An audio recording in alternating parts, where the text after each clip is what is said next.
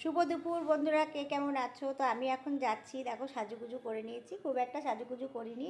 তো একটা অন্নপ্রাশন আছে আমাদেরই নিজেদের, তো সেই অন্নপ্রাশনে আমরা যাচ্ছি।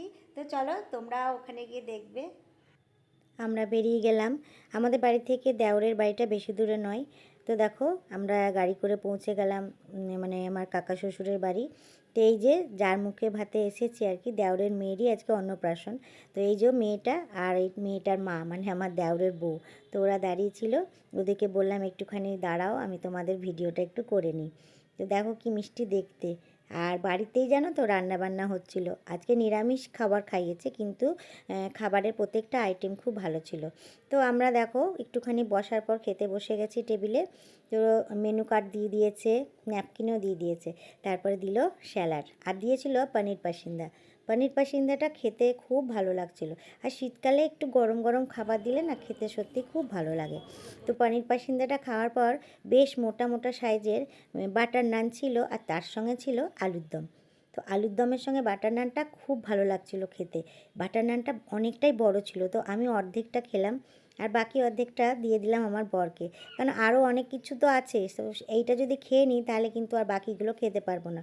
সেই জন্য অর্ধেকটা দিয়ে দিলাম আমার বরকে। এটা খাওয়ার পর চলে এলো একদম ঝরঝরে বাসন্তী পোলাও। বাসন্তী পোলাওর মধ্যে ছোট ছোট পনির ছিল, কাজু কিশমিশ চেরি ছিল, আর ভালো হয়েছিল রান্নাটা। তার সঙ্গে দিয়েছিল ফুলকপি মাঞ্চুরিয়ান। ফুলকপি মাঞ্চুরিয়ানটা দিয়ে পোলাওটা খেতে অসাধারণ লাগছিল। প্রত্যেকটা খাবারই খুব টেস্ট ছিল। তারপরে ছিল তোমার এই যে বাটি দিয়ে গেছে, বাটিতে দিল ছানার কোপ্তা। আর আমার মানে খুব ফেভারিট হচ্ছে ছানার কোপ্তা, বা ছানার যে কোনো জিনিসই আমার খুব ভালো লাগে। তো ছানাটা যখন ভাঙছিলাম তখন দেখলাম একদম ভেতরটা খুবই নরম, তো খেতে খুব ভালো ছিল।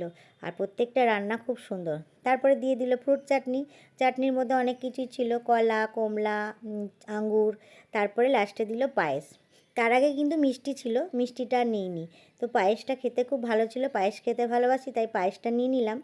আর লাস্টে ছিল আর একটা মিষ্টি ছিল ছানারই। তো যেহেতু ওই মিষ্টিটা ছানার তৈরি তাই ছানার মিষ্টিটাও নিয়ে নিলাম। তো এইটা খাওয়ার পর লাস্টে আমার হাতে ছিল মোবাইল, আমার বরকে বললাম আইসক্রিমটা তুমি ধরো, বাড়ি যেতে যেতে আইসক্রিমটা খাবো।